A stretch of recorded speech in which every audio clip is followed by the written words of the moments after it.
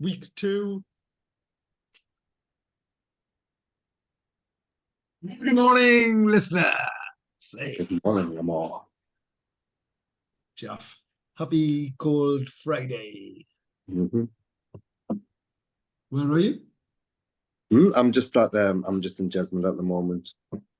All right, okay. I always know you're somewhere different by what's behind you. Yeah. Just obviously it's a very big restaurant, so just got my big coat on, let the heat warm up the space slowly. Yeah, it's been a cold week, Jeff. Absolutely. What, -5, Ammar? Was it -8 on the nights and one of the evenings? Minus what? I think it was -8 in one of the night times, and it was -5 yesterday morning. Yeah. It's definitely Arctic weather. I think somewhere was recorded as -13. Mm. Um, what it was. Anyway, you're listening to Ammar and Jalf. live on our weekly radio show right here on Spice FM. Each week we'll try and bring some views, news, and one or two clues from the business world. Asian Business Connections aims to connect, support, and promote the Asian and wider community. And we'll be talking shop quite literally, not just corner shops. Whether you're looking to start a business, have an existing business, or you just want to talk business, we can help. We can't help. We can't help. Gosh, it's the 19th of, how was your celebrations? I think it's never really a big celebration, but it's nice. All the love that comes your way, it's still all very much appreciated. Yeah. So yeah, just a quiet, ordinary day.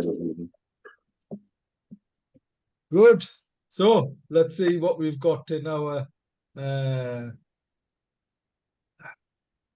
presentation. Let's pick up what's going on in the world. Anything that you'd like to share, Jeff?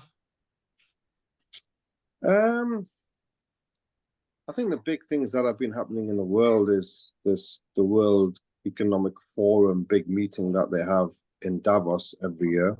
I think a lot of the big boys go there, and so that's been a big worldwide thing. Obviously, there's still the ongoing wars around the world. We don't want to get too hung up on that because we seem to get involved and talk about it too much. But there's obviously things are heating up between different countries. Apparently, there's something between Pakistan and Iran kicking off at the moment. And obviously, you got everything between Ukraine, Russia, NATO, Palestinians, the Israelis. So there's all of that stuff. And that kind of world affairs, but I guess nationally, I don't really know what's happening in the UK, Ammar. Is there any good news, bad news? I mean, we've just heard about the retail being slower in December compared to what it usually is. Yeah, I did mention that last week, if you recall. I'd sort of Yeah. suggested that the sales had started early because retailers hadn't had the same or anticipated footfall that they'd expected. So yeah, there is that. One of the shocking statistics this week was the rise in inflation. So up until this week, we'd seen a steady decline of and in inflation, which was great because that probably would have led to a reduction in interest rates, which obviously we're desperate to see and realize. So it was actually quite a dramatic statement and fact and they're suggesting it relates to one particular um, factor and exclusively um, one particular factor um, is what they're For the, suggesting. for the rise in inflation, Ammar. Yeah, So what's that gone up to now? The inflation? I know it's funny. It's gone from 3.9 to 4%, Okay. but they weren't expecting um, any inflationary. Um, they And thought they tamed inflation, so that so that the cost of goods had started to reduce. And as I say, um, I'll just remind myself um, of the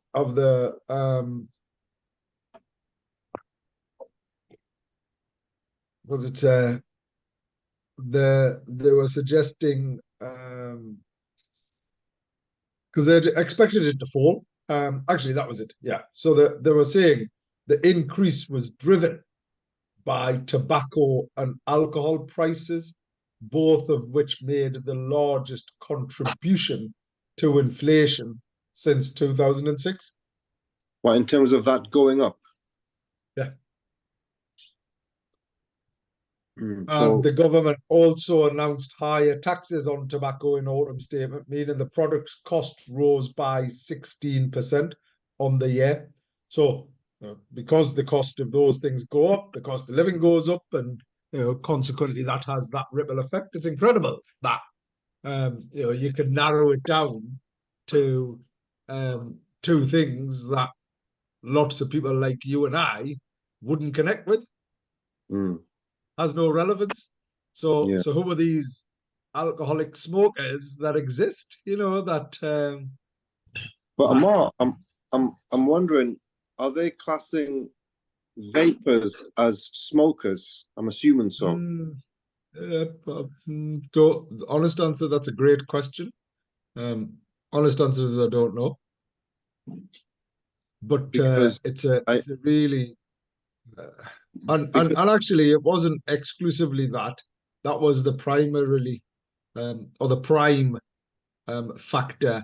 Other factors included clothing price inflation also increased in the lead up to Christmas. So the price of clothes and prices in computer games, sports, toys, DVDs also contributed. Why is this important? The Bank of England is meant to keep inflation at check at 2%. Any higher, then people will start to be priced out of buying essentials, triggering a cost of living crisis like the one we are in now. And any lower, the economy won't grow at a sustainable rate. So the bank uses interest rates, how much it costs to borrow money from a lender, to control inflation, and rising them or raising them even um, means people generally spend less and inflation comes down. And interest rates are currently very high at 5.25%, the highest they've been since the 2008 financial crash. And because inflation has skyrocketed over the last few years due to post-pandemic recovery and Russia's invasion of Ukraine, unless inflation falls to a rate the bank is happy with, interest rates are expected to stay high. This has seriously impacted mortgage owners and therefore the housing market. There was hope the bank would slash interest rates this year to reflect falling inflation and a struggling economy, which stagnated in the latter part of 2023. But the central bank's course of action could be swayed by this small climb in inflation. The Bank of England Governor Andrew Bailey has previously explained that January's rate could see an increase in inflation again because of higher household energy bills. Mm, yeah. So here, there's even suggestion. I was of the view that we'd potentially be seeing an interest rate reduction. And if you read some of this mainstream media, there's suggestions of inflation and interest rates going up. Mm.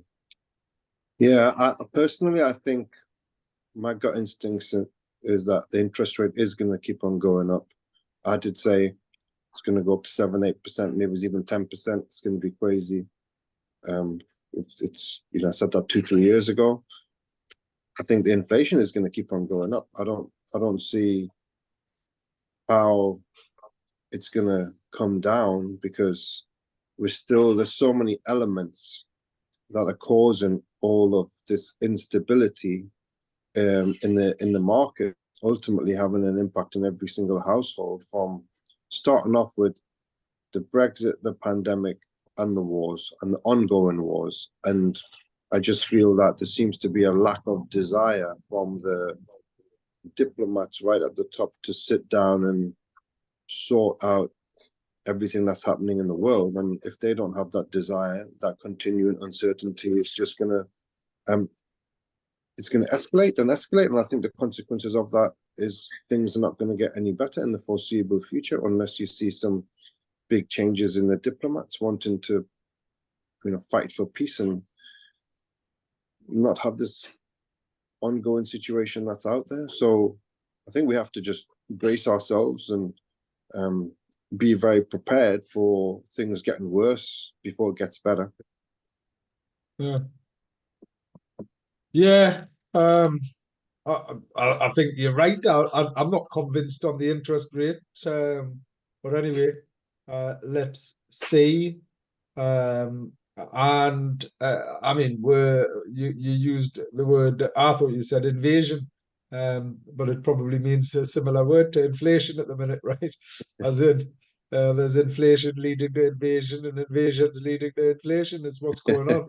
But yeah, I am really concerned, almost suspicious of the broader mini escalations that are going on between the likes of Iran and Pakistan and Afghanistan, Iran and Afghanistan, and all of that. The conspiracy theorists in me always suggest nothing's all that you seem to see. And anyway, I have to stick to the facts, always the facts, and the facts as I know them. And I don't know what I don't know, but it certainly is rather concerning. And it's crazy what the US is keep doing to Yemen now, and sort of bombing Yemen, and doing lots of damage to that particular country itself. Now, all of these, you'll remember, Jalf, that Afghanistan, as an example and a case in point, Afghanistan could never be conquered. Mm-hmm. Right? It never has been. Yeah, no, it's never been conquered. Mm. And there are similar states and places that have developed such level of resilience, and regardless of your religious beliefs, exist in such a critical and central point to global affairs. And the Middle East is obviously one of those, as well as Asia and various other places and spaces, which is interesting, right? Because all of these resource heavy, incredibly rich, historic populations, they've lost their resource, they've lost their both physical, financial, mineral, and all of these, have been exploited for so many years. I mean, God, the world trade happened. Nothing happened in America. Nothing or not much happened in Europe, other than lots of fighting pillage and such like, might have been educated and influenced and whatever else. But if you look at algebra came from Arabia. The current date and time systems. Philosophy, education, universities, like everything that has algebra is used in AI. Mm-hmm. It's used in computing. It's used in every single type of computation is required is found the foundation of it is algebra. So you then think about, and I appreciate this very businesslike, but I think it's a very important conversation to be had because the purpose of this conversation is to shine a light on what we don't know. Anyway, we don't know what we don't know, and I don't know very much. Although I got an email from Mastermind asking if I'd like to feature in a panel, I think I'd love to do that. I think you'd be good. You'd be good on general knowledge because you know things that you know them, but you do know like really some weird and wonderful facts about most things. So yeah, I think you'd be really good. Yeah, I think you're right. What do you think my specialist subject could be, Jeff? Don't think. I think general knowledge. I mean, that's not a specialist subject, is it? No, but I think because what you have to have a specialist knowledge or a specialist subject. Don't And think. I wonder whether it would be Star Wars. Nah, I think your general knowledge is quite broad. I don't think you're specialists in. Let's say one day we were having a talk about the product that goes into the roads. I can't remember what it's called. And you seem to know so much about this kind of, it's not an ingredient, but it's a raw material that you need to build all the roads around the world. And you seem to know asphalt. I can't remember what it was even called, but you seem to have so much knowledge about so many different things. So I think from what I've seen, it's just that broad understanding of many different subjects and being versatile and being adaptive to get your head around things. Even if you're talking about the Stirling engine and where engineers are trying to sell you something, and I'm just sat there.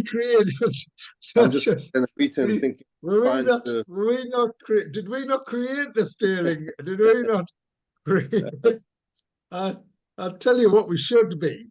We should be in Back to the Future, right? You could be, what's he called? Marty McFly, right? and I'll be the duck because anyway, yeah. Anyway, let's use Martha's wonderful presentation that she always pulls together, which I am ever so grateful for. Let's just see what's going on in the news and world affairs. Push a button, share. Where's share? Share screen. And here we go. Okay, so welcome to our amazing radio show right here on Spice FM. Gosh, Spice has been going for a long time now as well, hasn't it, Jeff? Yeah, most certainly has. So, UK weather. Arctic cold blast to bring more snow and ice across the country. And then after the ice and snow is the rain. So as of the weekend, Jeff, we're getting more rain. Well, I think that's a good thing. It'll melt all the ice and everything that's knocking about. So can't really complain about that. Potholes, talking about roads, report to hit a 5-year high in 2023. Ammar, is that just from extraction and contraction? Just from the weather being up and down, I'm assuming. Yeah, probably a combination of that, ill repairs. I mean, the vast majority of repairs are incredibly temporary, aren't they? And even so, so here's part of the challenge, right? That where sustainability is concerned, we've become so reliant on unsustainable products, plastic, right? And even things like kerosene, plastic, everything oil derivatives, right? So everything that derives from oil, we've become dependent upon. And we're now trying to move that. So we're creating alternative products, materials, and things like that. And the challenge is nothing compares to a lot of the products that had been developed. And whilst there's innovations, the cost of that innovation makes it so prohibitive to roll out, or it doesn't last as long, and it's not doesn't have the same structure or infrastructure and things like that. So it's really really hard. So when they're doing temporary repairs, cars have got heavier, which is crazy. So cars, there's more vehicles on the roads. So when the roads were originally built, they were built for horses and carts, weren't they? And if you take and actually if you strip back those roads, and you might see in certain places the cobbles that exist under a lot of the roads. Yes, newer roads, newer motorways, but the vast majority of roads have existed for a very long time. And when they were first built, they were just cobbles. And then they've just built on top of them and built on top of them and built on top of them. And all of that creates challenges. Weather, extreme weathers, the level of water, rather than it draining away, sits on top of roads. And consequently, that starts degrading the structure and the infrastructure of the road. So there's a whole variety of factors. Anyway, it's not good. And then consequently the damage to cars is prolific.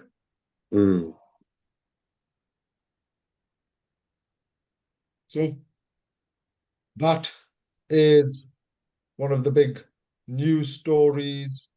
More broadly, Davos um, was definitely a financial story. I didn't hear as much as you would normally, although I was on a call with Satya and Sam Altman of OpenAI on Wednesday evening, and they were talking about technology and chat GBTs and all of these type of things, and it was quite interesting. It was quite interesting.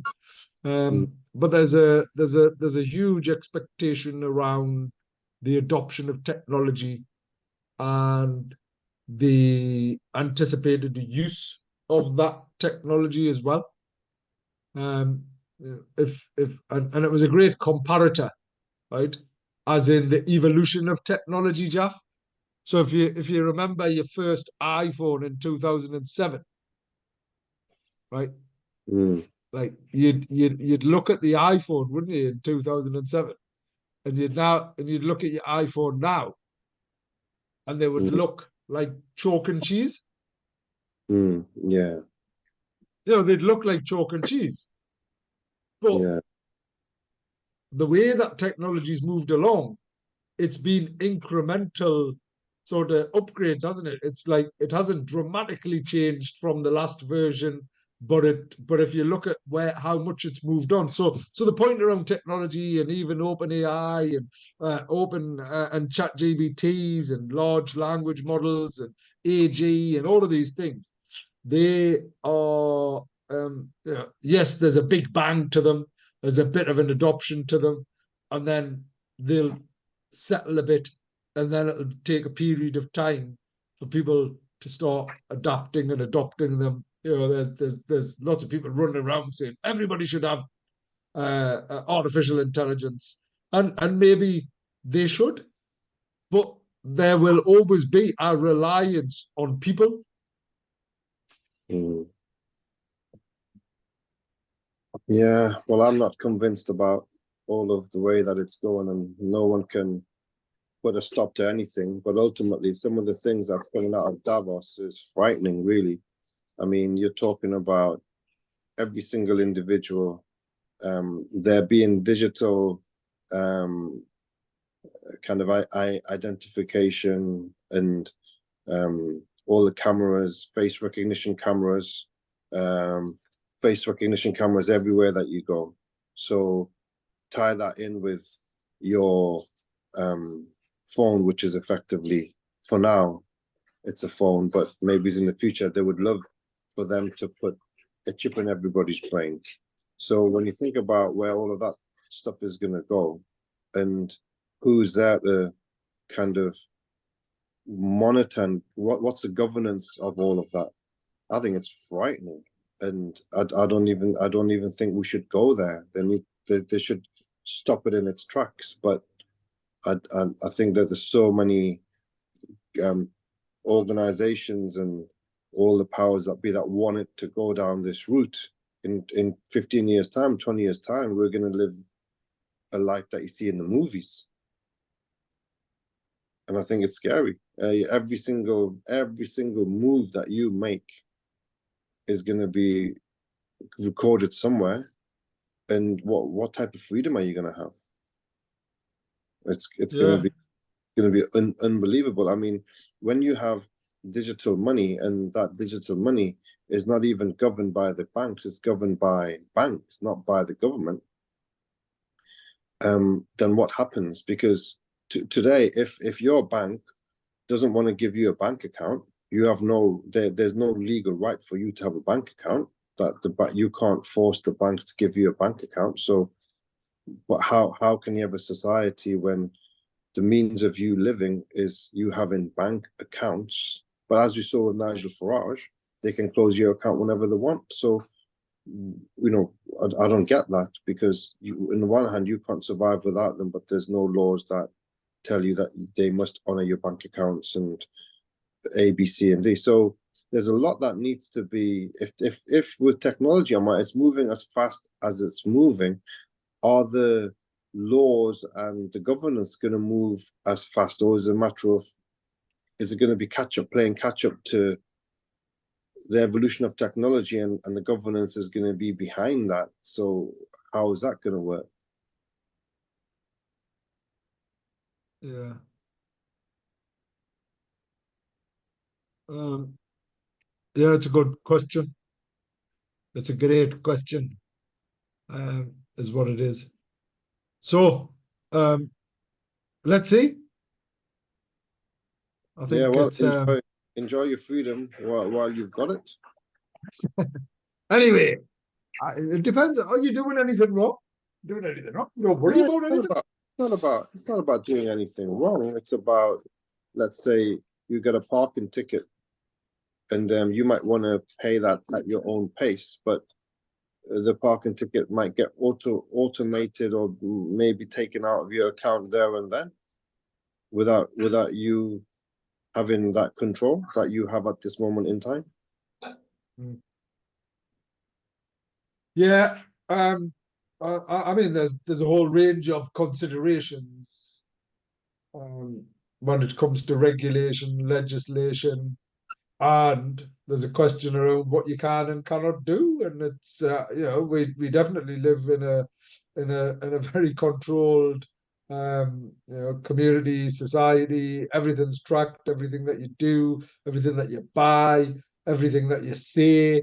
I mean, gosh, everyone's using all of these voice activated tools and apps that, whilst suggest they're not listening to you, they absolutely are all of the time.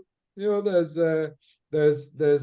think I'm sure there was an article that I'd read where a number of organizations, like the big Apples, Amazons, and all of them had changed some of their patents to allow them to, for R&D purposes, capture whatever it is. So anyway, I mean, our long-term good friend who shines a light in a lot of these, he's regularly told me, about all of these things and demonstrated how and what and where. He's a huge fan of technology, but won't use a lot of the updates, stop using a lot of things because of the level of tracking. Mm. So yeah, it's a good point. Anyway, the business topic of the week this week is redefining success beyond financial metrics, Jeff. Okay. So, in the dynamic landscape of business, success is often measured by financial metrics such as revenue, profit margins, and market share. Whilst these indicators are undeniably crucial, there's a growing recognition that true success goes beyond the realm of numbers. Success is a multifaceted concept that encompasses various dimensions, including customer satisfaction, something that we talk about, employee engagement, and social impact. By acknowledging and valuing these diverse aspects, businesses can create a more comprehensive and meaningful definition of success. Beyond financial gains, a successful business is one that meets and exceeds customer expectations, focusing on customer satisfaction, loyalty, and feedback fosters long-term relationships, positive word of mouth, and sustainable growth. Businesses that prioritize customer-centric success often find financial success follows suit. The well-being and engagement of employees are increasingly recognized as pivotal elements of success. A satisfied and motivated workforce not only contributes to a positive workplace culture, but also drives innovation and productivity, ultimately impacting the financial health of the business. Success can be measured by a business's contribution to society and the environment, embracing corporate social responsibility initiatives, reducing environmental impact, and actively participating in community initiatives all contribute to a broader and more meaningful definition of success. Successful businesses demonstrate a capacity for innovation and adaptability beyond financial metrics, the ability to evolve with industry trends, adopt new technologies, and stay ahead of the curve is a testament to our business resilience and long-term viability. Redefining success involves striking a balance between profitability and purpose. Businesses that integrate a sense of purpose, whether through ethical practices, philanthropy, or a commitment to social causes, often find that financial success becomes a natural outcome of their broader mission. Success isn't just about immediate gains. It's about creating a sustainable and enduring legacy. Businesses that prioritize long-term sustainability, both environmentally and operationally, are better positioned for continued success and positive contributions to the global community. Redefining success beyond financial metrics is about embracing a more comprehensive and purpose-driven approach. By considering the diverse dimensions of success, businesses can create a positive impact on customers, employees, and society at large, ultimately leading to a more fulfilling and enduring success story. Jaff.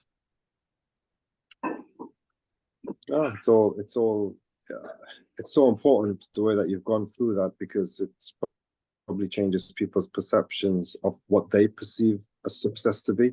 Most people, they look at the P&L accounts, don't they? And it's a lot more than that, as you've just mentioned. Yeah, and actually what is and has been demonstrated time and time again, people like to work for organizations that have a sense of purpose, have some value, have some credibility, some authenticity. Customers like to go into places and spaces where there's quality, where they're valued, where that experience that they're getting is quite unique and it's special. And or it's always consistent. So one of the things I love is talking to people about curry, right? Probably not as much as you, but we have our curry clubs, and we had a wonderful one last night at the Newcastle University Business School, who kindly hosted us, and we put on free curry is what we do, and everyone loves the curry. And then we start getting into a conversation about where's your favorite curry and have you done this and have you done that. And I love the fact that people go, oh yeah, Kai Kai, oh my gosh, it's amazing. I love the curry from Kai Kai. I love that experience. It's hard to get in and whatever else and things like that. So that's really nice, because that word of mouth is probably Yeah. your biggest sales tool, isn't it? Yeah, it is. It always has been. It's the most potent. It's the most cost effective. It's the best way to run your kind of business based on word of mouth. So it means that you have to get the product right, and you can't always get it right, but more times than most, you have to have a really consistency on what is the word that you mentioned. If you can deliver a consistent product, then that is what everyone should strive for. And I often try and explain to some of our members of staff, if you imagine you go and buy an iPhone, you want it to work perfectly. If you go on, go and buy a Mars bar, you want the taste of the Mars bar to be the same every single time. And if it's inconsistent, then that means that product is falling short of what it should be. So the consistency of the product is so critical in business, and it's a matter of you being able to deliver that. And it's very difficult in restaurants because you're cooking scratch from every single day. So you're manufacturing, you're retailing under one roof, and there's so many variables in terms of the spice batches and so many different elements. So it's something that needs a lot of managing, but as you said, the consistency is key. Oh, well, it is that, and for me, it's well, it's the consistency, it's the quality, and it's that experience that I think, as in, and one of the things that I've done personally, because fundamentally I am my business when it comes to consultancy, is I always start by how do I add value to this experience? How do I fix things or make them better? Um, and that is why I'm concentrating on three things: innovation, inclusion, and internationalization. Uh, and inclusion wise, I'm now on a mission to make the Northeast the most inclusive region in the UK, Jeff. Amazing. So let me start by asking you, what does inclusion mean to you? Um, I think I used the word the other day, and I can't remember what it was. I thought I did it. Answered that quite well. I can't. That word's not coming to my mind at the moment. Inclusion is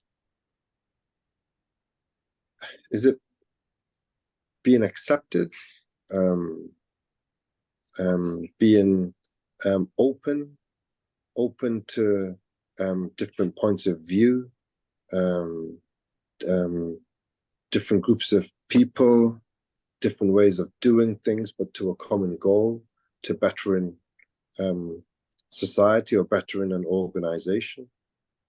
I think it's an understanding of and respect for different ways of doing things.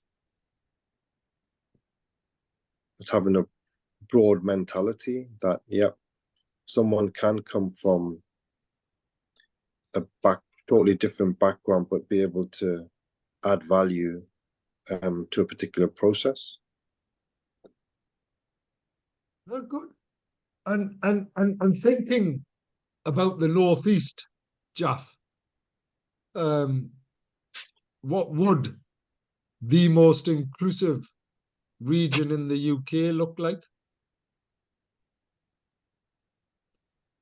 I think, one thing that I'm a bit sick of is organizations not just doing things to tick a box. I think you have to genuinely promote people based on inclusivity. Shouldn't be that, oh yeah, well, let's get someone with a hijab, let's get someone who is like they're doing. I mean, there's a big kind of hoo-ha going on at the moment with someone like Joey Barton, And Yeah. his argument is that the mainstream media, they're just putting people on Sky because or because they're a woman, or because they're mixed race, or because they've got a hijab on, or whatever it may be. But he feels that, are they genuinely qualified to do the job, or are they doing it just to tick a box? And my point must be that if you're genuinely qualified, then you get that position, whether it be in city councils or any other organization. So I think culturally, there needs to be the promotion of being the best and the top of your game, and there should be no restrictions, or nothing gets in the way for those that are absolutely best and top of their game. So I think it needs to be a broad philosophy of rewarding people that excel, and I think automatically then you would, if you have that, and you're not just looking at, you know, not conducting your recruitment based on those processes, then I think you would automatically get an inclusive society, because people that are the best are gonna get to the places that they should be based on the color or the creed or race or whatever it may be. And I think that's a really critical point, because the whole approach to inclusion and diversity. So let's do some diversity and inclusion training, right? And everyone's forced to do it. That doesn't even feel inclusive. You know, No, you have to do this training, yeah, and then someone telling you, right? Someone telling you that you have to, not that you should work towards, or wouldn't it be great, but it should be based on meritocracy. I don't think anybody wants to be in a role where they're just, they're ticking a box. Oh well, I got this job well, because I'm a black woman and I'm disabled, or whatever that is. As in, I don't think anybody wants that. So why are organizations forcing themselves to get to that point? Because if it's a case of we cannot recruit, because there's benefit in diversity, right? That is a matter of fact. And because where things have been, there's a lot less women in certain roles than you would argue should be. But lots of women would say, I don't want to just be there presenting something because I'm a woman. I should mm. be there because I'm the best at what I do. Well, that's Right. what it should be and about. and and it's not just about women or whatever it is. So for me, meritocracy has to, be the critical factor. But when it comes to inclusion, right, people automatically start thinking about race or gender or whatever. And I was, at the curry club, it was amazing last night, because thanks, because we had about 50 people or whatever it was, all there attending, um, and them what inclusion is. And equally, there isn't a right or wrong answer when we start talking about inclusion, because what inclusion means to me is quite personal, right? What inclusion means to you, it could be equally personal as well. So, recognizing the importance of the only way to become truly inclusive is to consider everybody's view, and it's not to get everybody to agree to have a view or the Mm. same view, because that's not inclusive either. If because of my religion, I have a particular view on certain aspects of life, regardless of it being, Sikhism, Judaism, Islam, Catholicism, Christianity, whatever it is, because of those views, why should I be persecuted or prosecuted? I think that's quite wrong.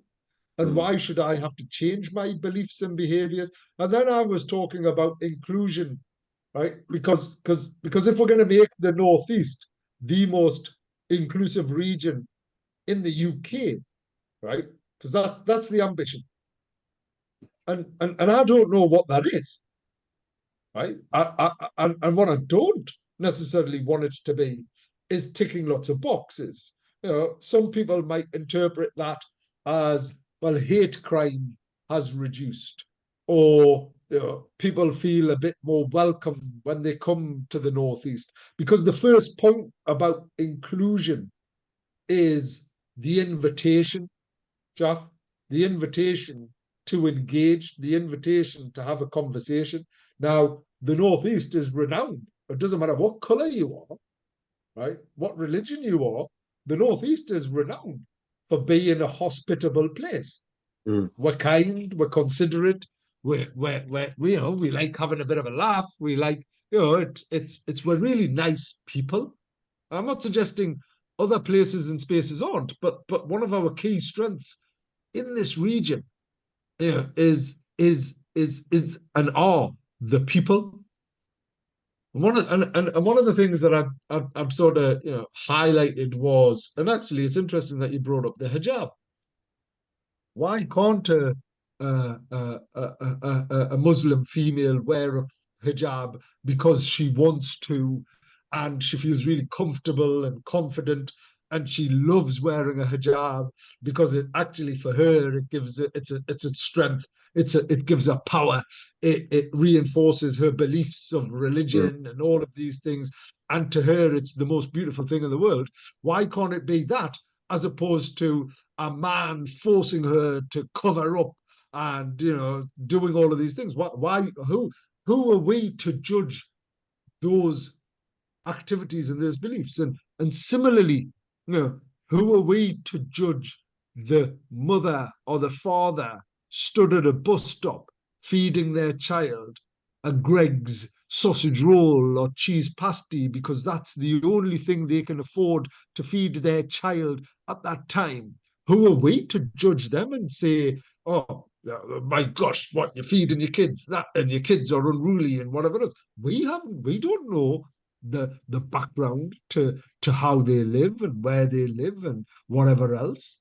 So the first thing for me is taking an element of becoming non-judgmental, Hmm. Yeah, not to judge. I think that's a very important point, and I think um, it should, I guess, begin with that. But that's kind of basic good life values, though, isn't it? I think, well, I mean, the broader context of it all is the values. I mean, where it's where you get the values from. I think you need to set up some values to begin with that the region should adhere to, which may then help have that mentality towards everyone having an inclusive mind and how they need to think in order to that inclusivity to kind of flourish. Yeah, and there's probably right, there's there's there's there's probably an element of going back to basics, right? Mm. And without sort of making this religious or political or whatever any other critical belief factor. But there's probably elements of the Ten Commandments that, that you could start with, couldn't you?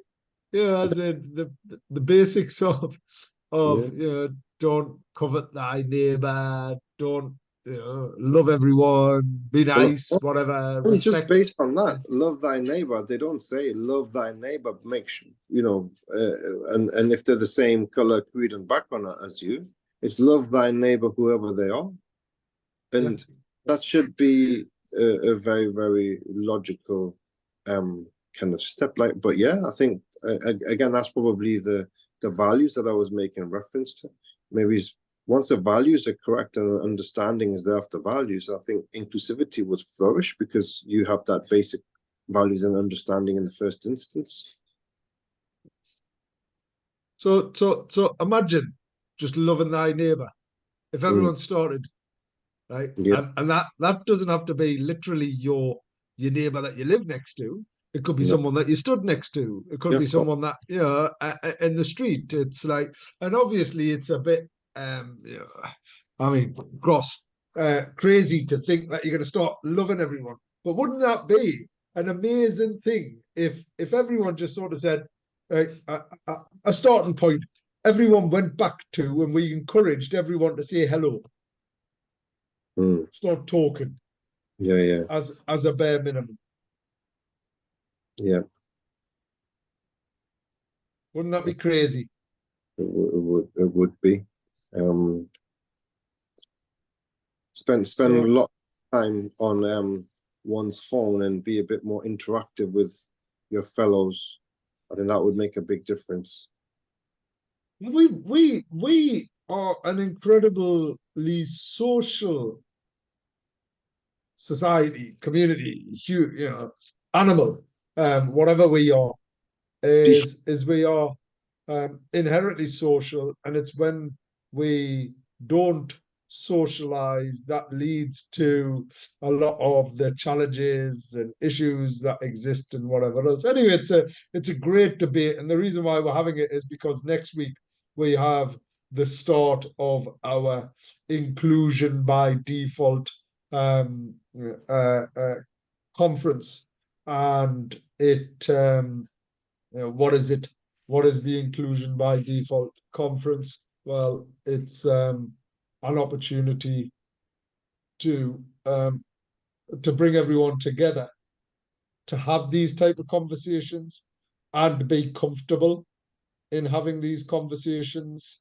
Um, the um, I'm just now looking at, because I think it'd be useful to share some of this. So let's just quickly, for the last couple of seconds, share the screen. And this is what's going on, Jaff. It's the Inclusion by Default Conference 2024. Yeah, and you're going to hear from inclusion leaders, have some fun, network, get inspired, build a roadmap tailored to your organization's individual situation. So rather than here's what you should do, it's a case of come together, let's have conversations, learn from one another, see what does inclusion mean. And at Kai Kai, it might mean something different to Dabawal. At Dabawal, it might mean something different to Kai Kai. It might feel something different to your customers, to your suppliers, to your employees. It's all of those things. But by starting to have this conversation, it starts soliciting a very positive response, right? Because the simply asking someone, what does inclusion mean to you? Because it's quite personal. You're starting a dialogue, and they start thinking about that, and they start wanting to become both included and be more inclusive and inquisitive. The inclusion to me is asking questions, being able to ask you a question. Jeff, why, what's that toupee that you've got on your head? And you naturally say, I haven't got a toupee, right? Is what you would say, and I'd go, all right, okay. Yeah. I mean, it's simple things, Jeff, right? Because I reflect on this, and I've been reflecting on this really, really more so. Is so occasionally, and very occasionally, my fly is undone on my suit, right? Now, other people are going to notice that quicker than me, right? The likelihood is other people are going to, but no one feels comfortable enough to go, by the way, your flies undone. Oh, Anyway, we've been cut short. So until next week, we'll talk about flies and flying and all of that. But check out this inclusion conference. And if you're interested in attending, please come along. Until next week, it's goodbye from me. and goodbye from me.